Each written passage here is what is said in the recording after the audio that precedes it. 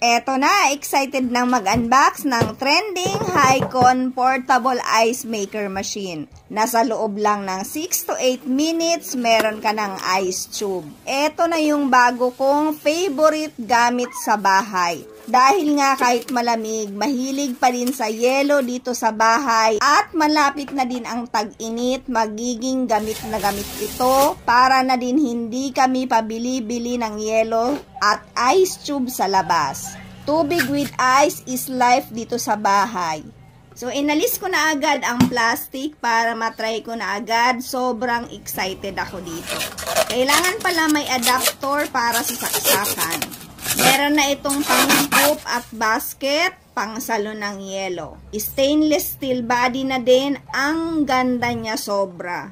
Smart touchscreen na din, kaya isang pindot lang, wait nyo na lang ng 6 minutes, may yelo na kayo. Lagyan lang ng tubig, bali 4 cups muna ang nilagay ko, pero up to 2.2 liters capacity ito.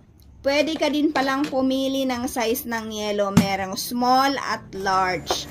Pero trinay ko muna ang small, sa una pala manipis ang yelo. Trinay ko na din ang large, kapag tumatagal, kumakapal ang yelo kagaya nito. Meron din itong automatic cleaning function, pero hindi ko pa na-try sa sobrang excited. Gumawa agad ako ng yelo. At kapag wala ng tubig, meron siyang water storage reminder. Pati kapag puno na ang basket ng yelo, meron din itong reminder. At kung nag-iisip kayong bumili ng ganito, bumili na kayo kasi magagamit nyo ito sa summer.